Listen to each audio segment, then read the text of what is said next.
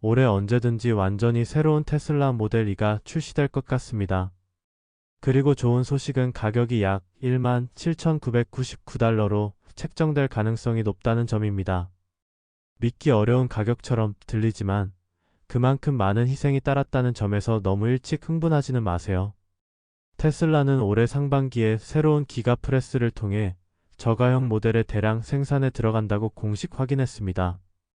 그리고 달력을 확인해보니 바로 지금이 그 시기입니다. 일론 머스크는 모델 2가 역사상 가장 많이 생산된 자동차가 될 것이라고 확인했으며 테슬라 마스터 플랜 3에 따르면 생산량이 4,200만 대에 달할 수 있어 모델 3와 모델 Y의 총합보다 많을 전망입니다. 처음에는 일론 머스크가 평소처럼 과장하는 것이라고 생각했지만 테슬라가 차세대 차량을 위한 새로운 기가프레스 다이캐스팅 기계를 발표하면서 그 말이 사실임이 분명해졌습니다. 그리고 이 차의 디자인은 아무도 예상하지 못한 놀라움이 될 것 같습니다. 하지만 중요한 것은 일론 머스크가 이 차가 매우 빠르게 모델 Y보다 훨씬 빠른 속도로 생산될 것이라고 확인했다는 점입니다. 이 저가 차량에 대해 우리가 알게 된 모든 것, 좋은 점, 나쁜 점, 그리고 없는 점까지 분석해 보겠습니다. 과연 모델 2가 고객을 충분히 끌어들일 수 있을까요? 가격과 품질의 균형을 맞출 수 있을까요? 지금 바로 알아보겠습니다. 테슬라를 한 달, 1년 혹은 5년 동안 지켜본 분들이라면 이 저가형 테슬라 차량에 대해 영원히 이야기만 하고 있다고 느끼실 겁니다. 수많은 계획 변경, 취소, 그리고 부활 끝에 이제 일론 머스크와 테슬라의 최신 공식 발표 덕분에 실제로 일이 진행되고 있습니다. 이미 생산이 시작되었고 출시 발표도 언제든 나올 수 있습니다. 차량 판매가 임박했기 때문에 테슬라는 지금 판매가 절실한 상황입니다. 그래서 모두의 시선이 테슬라에 집중되어 있고 이와 관련된 소문도 그 어느 때보다 뜨겁습니다. 특히 최근에 유출된 몇몇 정보는 정말 기상천외합니다. 우선 앞서 언급했듯이 모델 2는 현재 모델 Y 생산 라인에서 다음으로 생산될 차량이 될 것으로 예상됩니다. 그러나 차별화되는 점은 기존 모델 Y에 사용된 6,000톤 기가프레스가 아니라 새로운 기가프레스를 사용해 제조된다는 것입니다. 잘 모르실 수도 있지만 모델 Y를 6,000톤 기가프레스를 통해 생산하면서 테슬라는 약 70개의 별도 부품을 2개의 대형 주물 부품과 구조용 배터리팩으로 대체의 생산 비용을 최대 40%까지 절감할 수 있었습니다. 따라서 테슬라가 다가오는 저가형 차량 플랫폼에서도 이러한 효율성을 재현하려는 것은 놀라운 일이 아닙니다.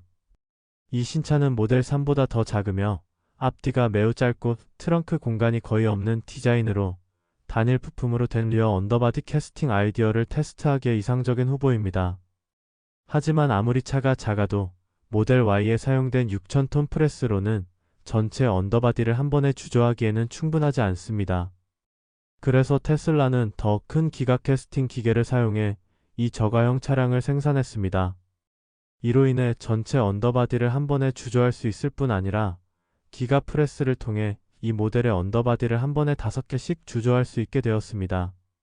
일론 머스크는 테슬라 전사 미팅에서 한 번에 주조 기계로 5개 정도를 동시에 만들 수 있다며 주조를 어떻게 확장할지 고민하고 있다. 액체 금속이 식어야 하고 주조된 부품에서 모든 조각을 자동화로 빠르게 분리해야 한다. 더 큰 주조 기계가 필요할지도 모르겠다. 왜 안 되겠나? 5만 톤짜리도 해보자라고 말했습니다. 5만 톤은 모델 Y에 사용되는 6,000톤 기가 캐스팅보다 8.3배 더 큰 규모로 훨씬 더 효율적이라는 의미입니다. 기가 프레스는 모델 2와 같은 소형차에 특히 중요합니다. 차체 무게를 크게 줄이고 구조적 강성을 높이며 수십 개의 작은 부품을 용접하는 대신 하나의 대형 부품으로 주조의 성능을 높이고 시간과 인건비도 절감할 수 있기 때문입니다. 여기에 외관, 인테리어, 배터리 성능 등 다른 단순화까지 더해지면 17,999달러라는 가격표도 그리 놀라운 일이 아닙니다. 이제 모델 2에서 일어나는 일에 대해 이야기하기 전에 모델 2의 프레임을 구성하는 새로운 기가프레스 공정에 대해 말씀드리고자 합니다. 아마 잘 모르실 수도 있지만 사실 우리가 생각했던 것보다 훨씬 더 놀라운 과정입니다. 먼저 공정은 여전히 재료 준비로 시작합니다. 테슬라는 새로운 알루미늄 주개와 이전 주조에서 남은 알루미늄을 약 850도로 가열된 용광로에서 녹입니다. 그런 다음 표면 불순물을 제거하고 용융된 금속을 가열된 파이프라인을 통해 또 다른 밀폐된 용광로로 옮깁니다. 이 용광로는 750C에서 850C 사이의 온도를 유지합니다. 알려진 바에 따르면 기가프레스는 알루미늄 합금을 처리하기 위해 두 개의 용광로 시스템을 사용합니다. 하나는 천연가스로 가열되어 약 850C에서 작동하는 용해로이고 다른 하나는 용융 금속을 저장하며 전기로 가열되어 750C에서 850C의 온도를 유지합니다.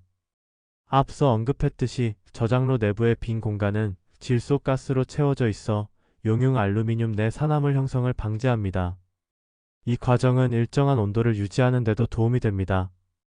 추가로 작업자들은 아르곤 가스, 회전식 탈기기, 실리콘 카바이드 필터를 사용해 25마이크론보다 큰 불순물과 입자를 더 제거합니다. 여기까지가 재료 준비 단계입니다. 다음은 금형 준비 단계입니다. 각 사이클이 시작되기 전에 기가프레스는 금형 표면에 윤활유를 도포합니다. 로봇이 금형 전체에 약 35ml의 대두유를 얇고 고르게 뿌리는데 이는 마치 베이킹팬에 기름을 바르는 것과 비슷하게 나중에 부품을 쉽게 분리할 수 있도록 하기 위함입니다. 그 다음 시스템은 진공을 형성해 내부의 공기를 제거하고 용융 알루미늄을 저장로에서 기가프레스의 사출 챔버로 옮깁니다. 이 피스톤 역시 각 샷마다 약 8ml의 오일로 윤활 처리됩니다. 한 번에 주조기계로 5개 정도를 동시에 만들 수 있습니다. 주조를 어떻게 확장할지 고민하는 이유는 액체 금속이 식어야 하고 주조된 부품에서 각종 조각을 자동화로 신속하게 분리해 실제로 쓸 수 있게 해야 하기 때문입니다. 알루미늄이 주입된 후에는 금형 안에서 굳을 때까지 그대로 둡니다. 주조품은 약 400도에서 금형에서 배출됩니다. 이후 원형 주조품은 냉각 욕조에 넣어 온도를 400도에서 약 50도까지 빠르게 낮춥니다. 이런 급속 냉각은 특정 결함을 없애고 소재의 특성을 개선하는 데 도움이 됩니다. 마지막으로 열린 금형은 약 185도까지 냉각되고 로봇이 철저히 청소해 다음 사이클을 준비합니다.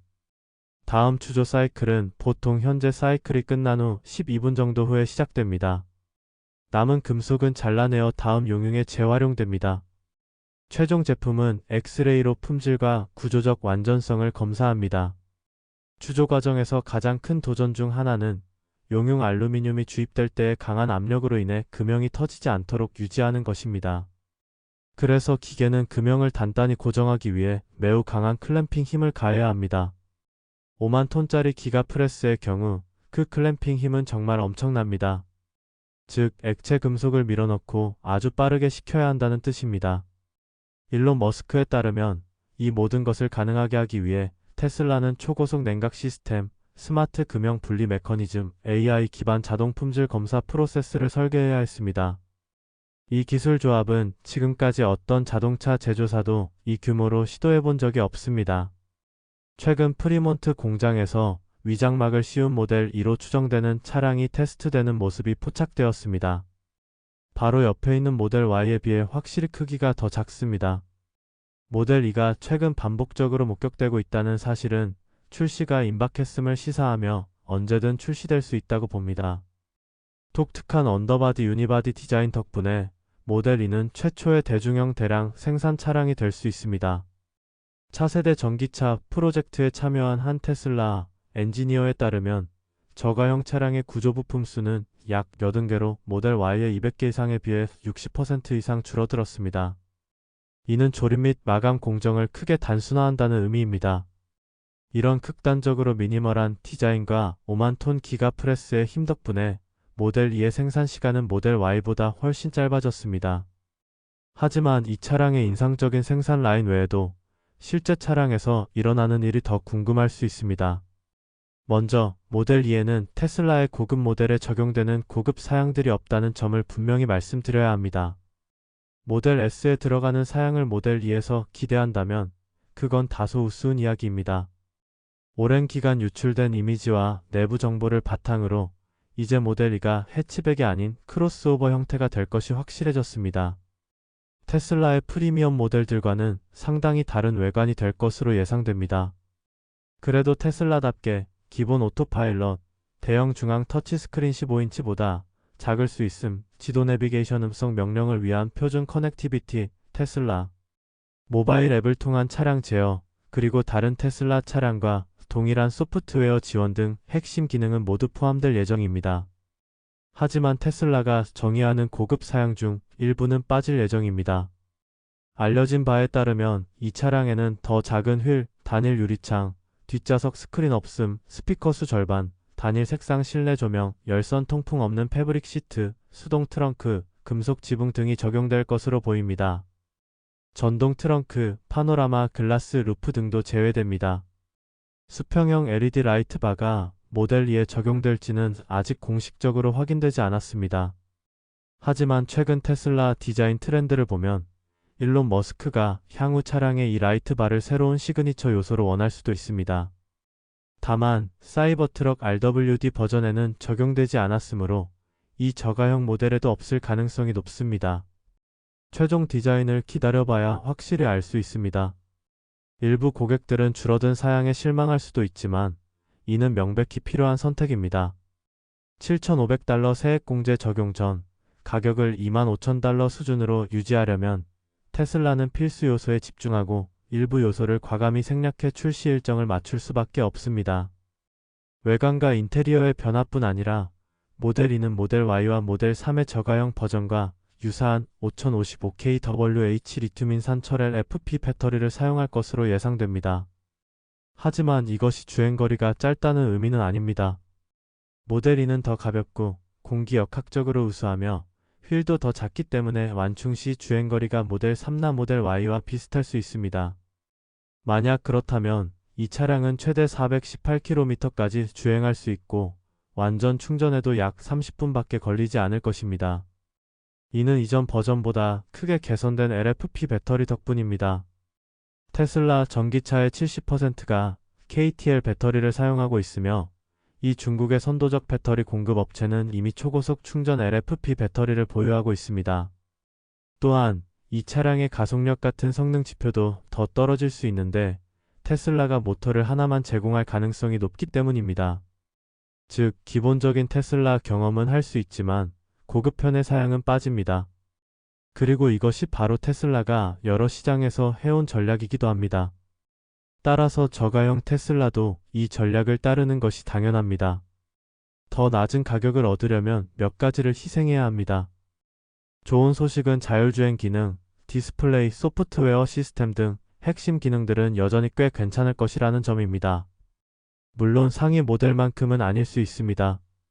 테슬라는 원래 미국 시장을 위해 기가 텍사스에서 모델 2를 생산할 계획이었습니다. 하지만 이미 모델 Y 사이버트럭, 특히 사이버캡 같은 대형 프로젝트들로 공장이 과부하 상태라 단기간 내에 5만 톤 기가프레스의 새로운 생산 라인을 추가하는 것은 현실적으로 어렵습니다. 최근 프리몬트 공장에서 모델 2로 추정되는 위장막 차량이 목격된 점을 보면 이 공장이 저가형 차량을 우선 생산해 시장에 최대한 빨리 내놓으려는 곳임을 시사합니다. 분명히 더 저렴한 테슬라에 대해 이야기할 때 가장 큰 관심사는 실제로 얼마에 살 수 있느냐와 얼마나 저렴하냐입니다. 여기서 문제가 복잡해집니다. 앞서 언급한 17,999달러 가격은 모델 2가 연방 전기차 세액공제를 받을 수 있을 때만 가능합니다. 하지만 큰 문제가 있습니다. 테슬라가 차량 판매 촉진을 위해 크게 의존해온 미국 연방 세액공제의 미래가 불확실하다는 점입니다. 테슬라는 종종 7,500달러 세액공제를 마치 기본 할인처럼 광고 가격에 포함해왔습니다. 많은 테슬라 구매자들은 이 세액공제가 당연히 적용되는 것으로 생각합니다. 하지만 실제로 인센티브는 2026년 이후 사라질 수 있습니다. 만약 그렇게 된다면 모델 2의 가격 책정은 훨씬 더 복잡해집니다. 연방 세액공제가 없으면 테슬라는 자체적으로 가격을 7,500달러 이상 낮춰야 하는데 이는 매우 어려운 도전입니다. 일론 머스크와 테슬라는 수년간 저렴한 전기차를 약속해왔지만 솔직히 정부 인센티브 없이 그 가격 목표를 달성하는 것은 현실적으로 쉽지 않아 보입니다. 애초에 모델 2는 토요타 코롤라, 혼다 시빅, 현대 엘란트라 등 인기 있는 저가형 차량과 진정한 경쟁자가 되도록 기획됐습니다. 테슬라는 이 가격대를 맞춰야 시장에 큰 반향을 일으킬 수 있습니다. 현재도 기본형 모델 3조차 많은 구매자에게는 부담스러운 가격입니다. 하지만 가격을 충분히 낮출 수 있다면 미국뿐 아니라 전 세계적으로 완전히 새로운 시장을 열 수 있습니다. 그리고 이것이야말로 테슬라가 분명히 원하는 바입니다. 이른바 저가형 테슬라의 여정을 되돌아보면 일종의 향수가 느껴지기도 합니다. 일론 머스크는 2020년에 처음 이 차에 대해 이야기하며 누구나 살 수 있는 차가 되면 테슬라의 판매량이 폭발적으로 증가할 것이라고 했습니다. 테슬라는 기존 공장과 생산 노하우를 활용해 이를 실현하려 했습니다. 하지만 수년이 지난 지금까지도 실제로 출시되지 않았습니다. 대체 무슨 일이 있었던 걸까요? 왜 이렇게 오래 걸렸을까요? 가장 큰 이유는 테슬라가 다른 프로젝트, 특히 자율주행 기술과 로보택시에 집중하면서 저가형 차량 출시가 미뤄졌기 때문입니다. 운전대나 운전자가 없는 차량을 실제 도로에서 운행 가능하게 만들려면 수많은 난관이 있습니다. 완전 자율주행 기술, 법적 승인, 안전 규정 등 해결해야 할 과제가 너무 많았습니다. 이 때문에 테슬라는 모델 2를 뒷전으로 미룰 수밖에 없었습니다. 일론 머스크도 직접 테슬라의 미션이 자율주행에 집중된 시기에 직접 운전하는 차를 출시하는 건 별 의미가 없다고 언급한 바 있습니다. 그래서 그는 저가형 차량보다 로보택시 같은 혁신 기술에 우선순위를 뒀습니다. 사실 저가형 차량이 더 빨리 수익을 냈을 수도 있지만 말이죠. 또 다른 이유는 BYD 등 중국 전기차 업체들의 급부상입니다. 이들은 저렴한 전기차를 빠르게 쏟아내며 테슬라에 큰 압박을 주고 있습니다.